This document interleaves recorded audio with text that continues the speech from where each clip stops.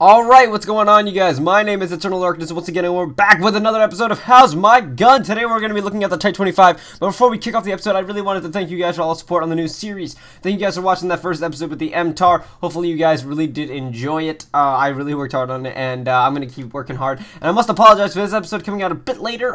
In the middle of the week, I kind of got a little bit sick, and I couldn't really record much because I sounded nasally as all hell. My throat is still hurting a little bit, but I'm pretty much fine to record and anything, and then I have to go edit this shit for like 4 hours just so you guys can get it. I don't know when this went up. This either went up Sunday or Monday. Most likely Sunday. Hopefully I got it to you guys Sunday, but if I didn't, what's up Monday people? How you guys doing? And yeah, so once again, like I said, thank you guys for all the support on the new series. Hopefully you guys continue to watch, and let's kick off this episode, shall we? Like I said, Type 25. That's the weapon we're going to be looking at this week. I know I looked like I was going to cut it out right there, but I decided to keep on talking. I'm just going to stop talking now. Okay, enjoy the episode. So, like I said, the weapon we're going to be looking at today is the Type 25. Now, that is the second assault rifle you get, and you unlock in the assault rifle category, and it's unlocked at level 4. The Type 25, however, is a low damage weapon, killing in 4 bullets up close. 3 of one of those is a headshot, and 5 at a distance, not changed by headshots. By the way, this is taking me a lot of takes, guys, because my throat's hurting, and I don't know, this article here is just fucking me over so hard.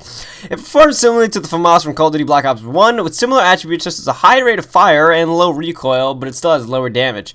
And yet it's still surprisingly effective at all ranges, but it still shines, and it's at its prime in close to mid-range engagements. So, you know, I would say anywhere from 6 to 8 meters, at least. 6 to 8 meters, maybe even you can bump it up to 10 meters, but, you know. It's a relatively low recoil weapon with the exception from being extreme distances, when even burst fire is not recommended. So, you know, you see a guy downrange, not even burst fire is going to help you out much. The iron sights are clear and open, which leaves the option for an optical attachment up to the user's preference. It has slower than average reload time, but that can still be rubbed out by attaching a fast mag, and an average hipfire speed, which can be tightened via the laser sight attachment.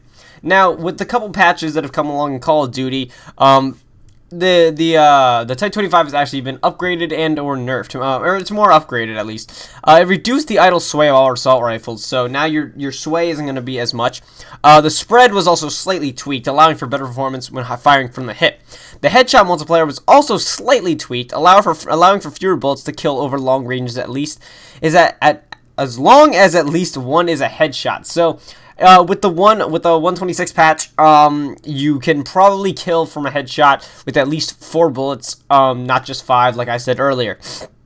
The 312 patch increased movement speed slightly while wielding the Type 25, and also increased its medium range damage, making it a stronger competitor against other assault rifles. The Type 25's movement speed is now 96.5% as opposed to 95% from all normal assault rifle speeds.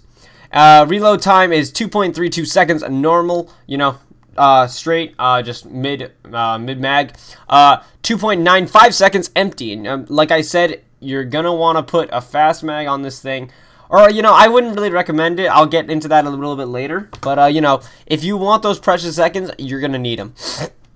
Starting ammunition is 30 and, you know, why can't I think? 30 in the mag and 90 in reserve, at least for multiplayer.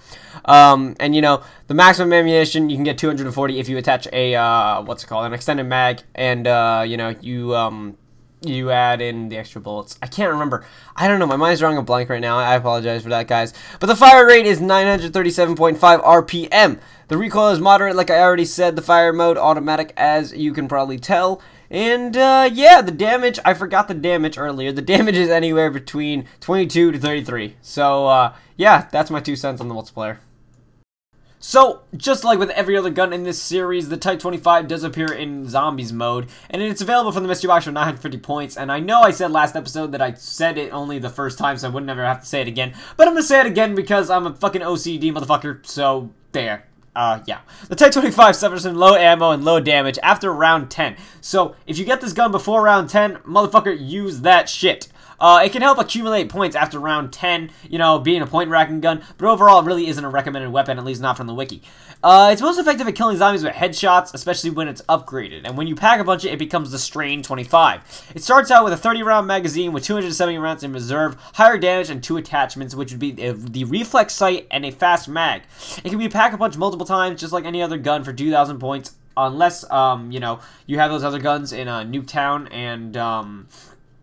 and regular zombies, you know, the Galil and the RPD, which cannot be back much more than once because of I don't actually know why. Treyarch just decided it didn't want to. So, you know, it yields new attachments, but it always keeps the fast mag. So whatever attachment you're going to get, you're always going to have a fast mag on that. So if you have a reflex sight, fast mag. Grenade launcher, fast mag. EOTech sight, fast mag. Target finder, fast mag. And millimeter sight. You guessed it, purple dildo. No, I meant fast mag. It performs much better than without being pack-a-punched, but it may still suffer from ammo shortages in later rounds. So, you know, I mean, do with it what you will, but they don't really recommend it. So, now is the time when I give my general opinion and overviews of the gun in both multiplayer and zombies. For multiplayer, you know, I personally would use this gun, at least because I've been doing kind of beats with it, dude. I've been murking people and everything. But you know, it still doesn't compare to like an MP7 or something like that, at least along the lines of multiplayer where you can get a quicker kill.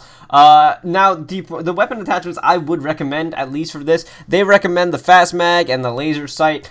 I say fuck that, okay? I know it says fast mag because it has a slower than average reload time, but if you can, the Type 25 actually does kill kind of quickly, at least in my opinion. You can actually pop off a guy and then reload and then be able to pop off another guy. At least if you do the same thing I do. Your mag is empty, you reload. Once you see that number, you press shift or you sprint and you're already reloaded. You don't have to go through all that extra animation. You can pop off that guy right now. But that's just because of my play style. At least the Type 25 works for me. It says the laser sight because the average hip fire. Don't be hip firing, guys. I swear, you know, really I don't recommend hip firing.